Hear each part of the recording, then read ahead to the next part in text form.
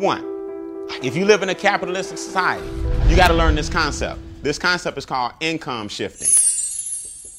Income shifting. Income shifting basically means I understand that in America, I only get paid in 3 ways, or there are 3 types of income I can generate in a capitalistic society. The first one is the most popular. The first way that most people choose to get paid is a W-2. Now, notice I said choose to get paid because you got options. It's just that the system pretty much puts you in a W-2 option. That's the one they promote the hardest. Also known as a what? A job. Make sense? So this is the job situation, and a job pays you on a format called a W-2. The second way you can choose to get paid in America, notice I said choose, is because you have a choice, is a 1099. A 1099 is also known as a business or a small business. We're going to show you the advantages of a 1099. And the third way that you can choose to get paid is investments. So it's really elementary. Investments, also known as capital gains, appreciation, dividends.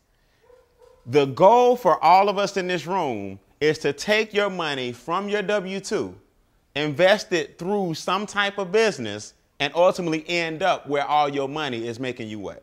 Making you money. That's where you want to end up. You want to make it where the majority of your income is coming from investments. Here's why.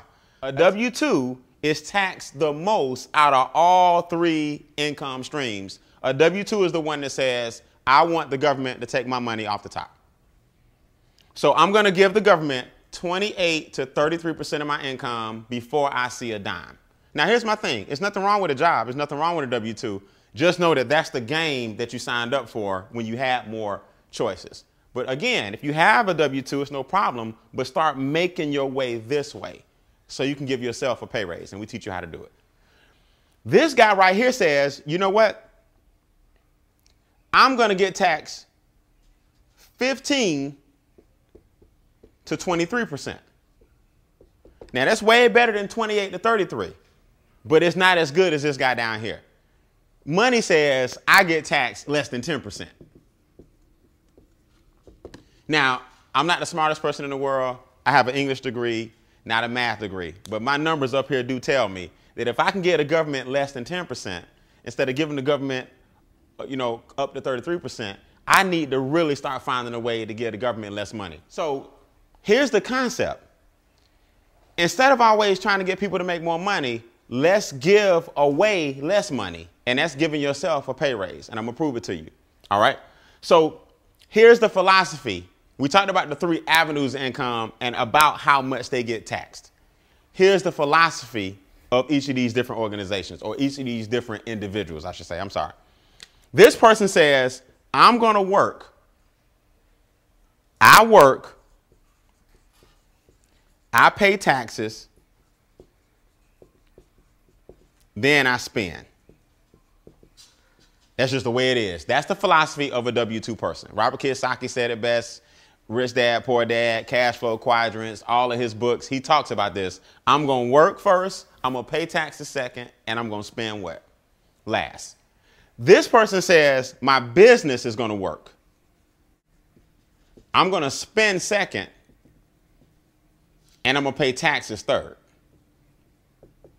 That formula and that attitude alone puts more money back in your pocket because the government rewards 1099s and business people before they reward W-2s and jobs.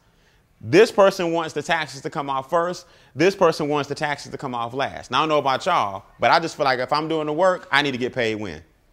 First. This group right here, or this attitude is my money is going to work first. I'm going to spend second, and I'm going to pay taxes when? Last. So either way, these 2 are more beneficial because you pay taxes in the end. So let's get into it. How in the world do you literally shift your income from one income stream to the next? All right, this is real simple. In our company, we teach you 3 strategies to go from the highest tax bracket or the highest form of being taxed to the lowest form of being taxed. 3 strategies. Okay, remember I told you it's 3 solutions to your 4 problems. Strategy one is create what's called a positive cash flow cycle. We also call it cash flow success. Most people have a cycle of cash flow failure. The first thing we got to do in order to make our way over here is take your current income without you having to market or sell a dime and create a cash flow what cycle? Success. Most people have a cash flow what? Failure. So the first thing we got to do is flip that. Here's what a cash flow failure cycle is. Your lack of money is costing you money. In other words, who can relate to this? Now, just be honest. Either you know somebody or yourself, because I've been there, I've done that. The bills are late, so all of them got a little late fee on them, right? The lights ain't off, but the light bill may have been $130, but yours $155 because $25 late fee, right? Everybody can relate to that. The gas is not off, but if you look at all your bills, there's a gas fee. See, the lack of money is costing you money. The rent is late. It's due on the 5th, but I get paid on the 7th. So unfortunately, I just got to pay mine on the what? On the 7th. The lack of money costs you money. So if your rent is $11.50, but you're paying $12.50 only because it's late, your lack of money is costing you what? Costing you money. See, that's cash flow failure. I don't have enough money to afford a real good CPA, so my cousin does my taxes for free. And in America, you get what you pay for. So your cousin doing your taxes, that's all good, but I bet you overpaying in what? You overpaying taxes. So because you don't have enough money for a CPA, your lack of money is costing you money. The more money you have, the less money you spend. That's capitalism. So if you go into a car lot and your credit is bad, your interest rate is going to be awful what? Awful high. You go into a car lot and you got $200,000 cash and the Porsche is $90,000, you can talk them what? Down. Your lack of money costs you money. But when you got money, you got leverage. So the first thing we got to do is flip your current situation around so that you got more cash flow coming into your own household. And before we show you anything else, you got to make your money positive and not what? Not negative. I go stroke a check. I know it ain't there, but I'm going to try to beat it to the bank. I swipe my debit card and I'm going to try to beat it. $36, late fee, 40, whatever, $28. My lack of money costs me what? Money. See, here's what people miss. You might say to yourself, well, Brian, them little late fees, not really a big deal on my gas bill, cell phone bill, credit card bill. When you add each of those up per month, let's just say it's $50. Multiply that by 12, that's $600. Multiply that by your working years, times 40 years.